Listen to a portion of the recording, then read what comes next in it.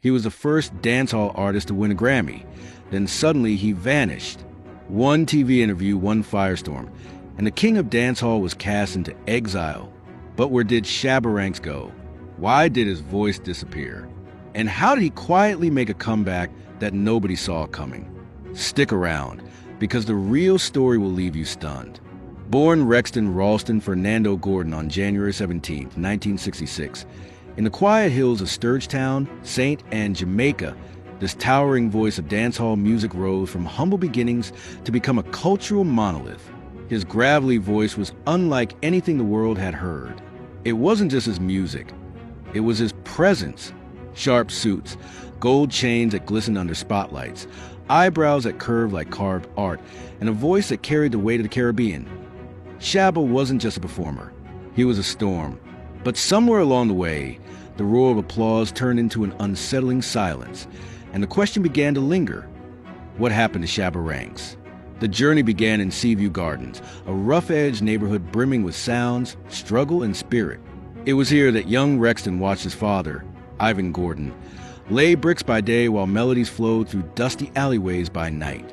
Life was tough, and when his father passed in 1990, the weight of manhood fell heavily on Shabba's shoulders. His mother, Constance Mama Christie Gordon, became his anchor. It was her resilience and love that kept the family afloat, especially when Shabba began wiring money back home during the golden years of his fame. But even before the fame, the seeds of greatness had been planted. As a teenager, he wasn't supposed to be on stage. He was there to collect bottles. That night, Josie Wales, a rising dancehall legend, performed in front of an electrified crowd. Shabba watched, motionless, mesmerized. The stage called him like prophecy. That night didn't end with a paycheck. It ended with purpose. The next day, after Josie Wales invited him into the studio, the real story began. With nervous fire in his belly and dreams louder than the speakers, he stepped into King Jammy's studio, one of the most respected sonic temples in Jamaica. And at just 16, the boy known as Co-Pilot delivered a voice that made the room freeze. His first single, Heat Under Suffer's Feet, barely scratched the surface of what was coming, but it was enough to change his name and his fate. Shabba Ranks was born not just as a moniker, but as a movement. By 1988, Rappin' with the Ladies introduced him to the Caribbean diaspora in Queens, New York. The world wasn't listening yet, but something was brewing beneath the surface. It wasn't until Just Reality in 1989 that Shabba carved his legacy into the granite of dancehall history. The album's track Dem Bow became more than a hit. It became the rhythm that would later evolve into reggaeton, a global phenomenon. Shabba had unknowingly laid the blueprint for an entire genre. By 1990, Epic Records gave Shabba the platform he needed, and the album As Raw As Ever did the rest. It wasn't just another record. It was a triumph. Collaborations with Maxi Priest on Family Affair and a Grammy win for Best Reggae Album confirmed what many already knew. Shabba Ranks wasn't just riding the wave. He was the wave. A year later, he did again, snatching another Grammy with a follow-up album that brought us anthems like Ting-a-Ling, Slow and Sexy, and of course, Mr. Loverman. That last track became his passport to the world stage. Originally recorded by British Guyanese singer Deborah Glasgow, who tragically passed at age 29, Mr. Loverman was reimagined with the soulful voice of Chevelle Franklin, and the world danced to it from Kingston to Tokyo. But just as Shabba's star burned brightest, darkness loomed on the horizon. In 1992, during a British television interview, Shabba was asked to address the rising controversy surrounding Buju Banton's Boom Bye Bye, a track condemned globally for promoting violence against the LGBTQ+ community. What came next wasn't just a misstep, it was a detonation. Shabba doubled down on conservative biblical interpretations, stating that those who turn from the Bible deserve crucifixion. The backlash was immediate and brutal. Television host Mark Lamar challenged him on air, and within days, the doors began to slam. From being disinvited from Bobby Brown's UK tour to being blacklisted by international promoters, Shabba's empire crumbled overnight. Even his apology, in which he admitted his words were wrong and denounced violence against gay people, couldn't reverse the storm. The damage was done, not just his own career, but to the dancehall genre as a whole. Record labels pulled out, concerts were canceled, visas were denied. Promoters demanded artists sign clauses banning controversial lyrics. A genre that had only just cracked the surface of global recognition was now tainted by controversy. And at the center of the fallout stood Shabba Ranks, once a titan, now in exile. The albums that followed couldn't recapture the magic. His record label dropped him, and Shabba Ranks, the man who once commanded stadiums, faded into the shadows. He left the spotlight behind and chose a life of privacy, family, and introspection. In 1992, the same year the storm began, he married Michelle, his longtime partner and the mother of his two sons, Rexton Jr. and Jawan. Together, they left Jamaica and made a home in New York City, far from the stages that once trembled under his feet. But legends don't retire, they wait.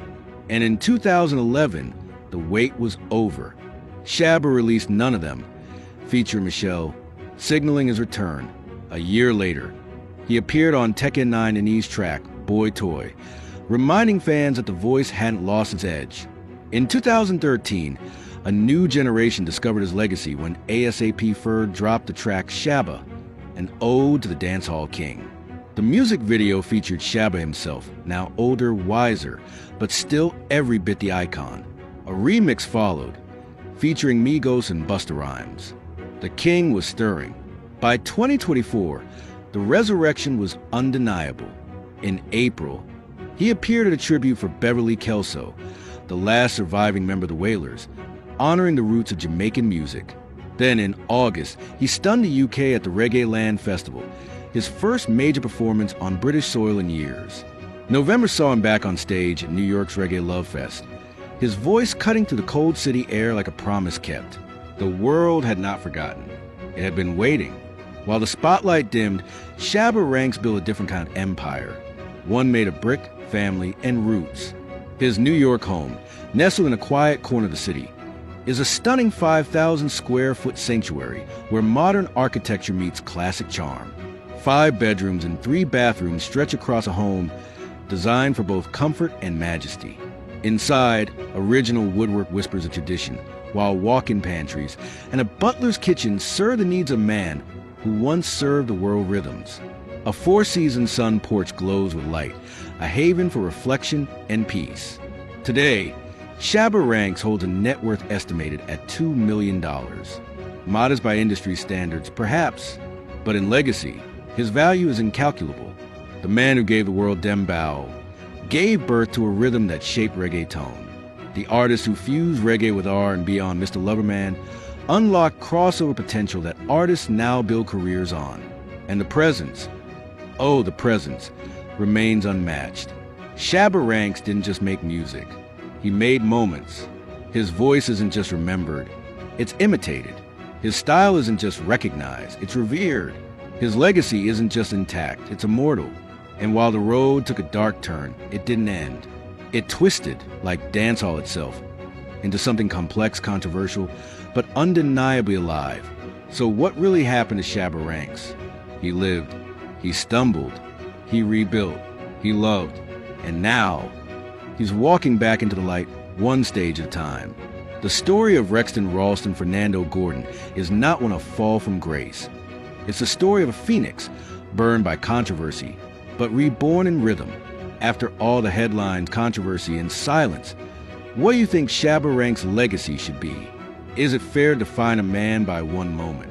Or does his influence, his sound, and his return speak louder than his missteps? Drop your thoughts in the comments. We're diving deep into this one. And if you're here for raw stories, real redemption arcs, and legends who refuse to fade, subscribe now, because some icons don't retire. They just reload.